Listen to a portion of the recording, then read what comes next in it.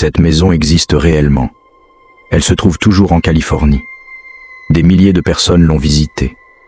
Et pourtant, personne ne comprend pourquoi elle a été construite. Ce n'est pas une ruine. Ce n'est pas un monument. C'est une anomalie.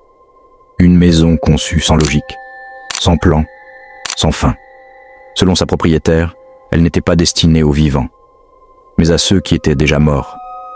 Elle se dresse toujours aujourd'hui, à San José, immense, silencieuse et profondément illogique.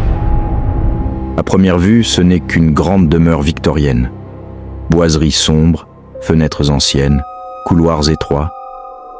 Mais en s'approchant, quelque chose dérange. Rien ne semble construit normalement. Des escaliers s'arrêtent brusquement. Des portes s'ouvrent sur le vide. Des couloirs ne mènent nulle part.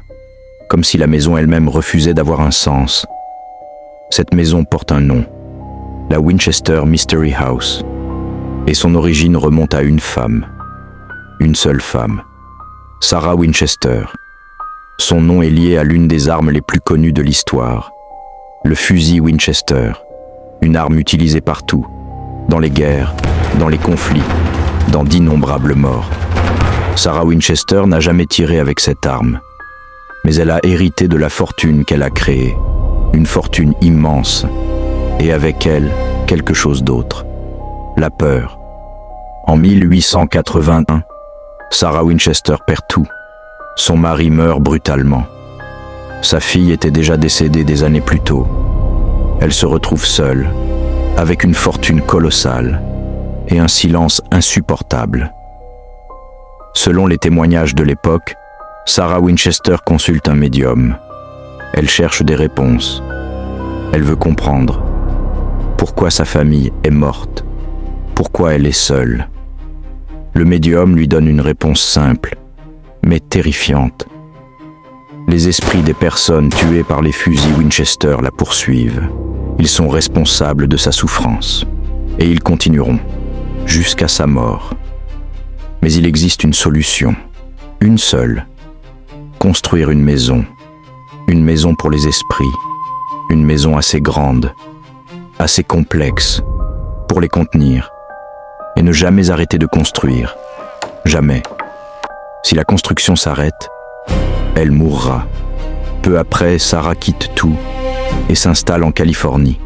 Elle achète une simple ferme et les travaux commencent. Ils ne s'arrêteront jamais. Jour et nuit, pendant 38 ans. Sans interruption, des ouvriers construisent sans comprendre. Ils suivent ses instructions, sans poser de questions. La maison grandit, encore et encore, sans logique, sans cohérence. Des escaliers vers le plafond, des portes vers le vide, des fenêtres inutiles. La maison devient un labyrinthe.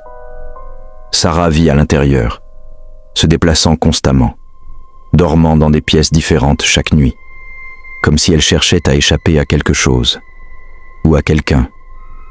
Puis, en 1922, tout s'arrête. Sarah Winchester est retrouvée morte, seule, dans l'une des nombreuses chambres. La construction cesse immédiatement. Les ouvriers partent. La maison reste inachevée, figée, silencieuse. Aujourd'hui, la maison existe toujours, intacte, avec ses escaliers inutiles, ses portes absurdes, ses couloirs sans destination. Rien n'explique son architecture. Rien n'explique ses choix. Rien n'explique pourquoi une seule femme aurait construit un tel endroit.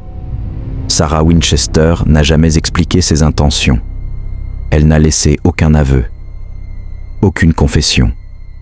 Seulement une maison, une structure construite sans fin, sans logique, sans raison apparente.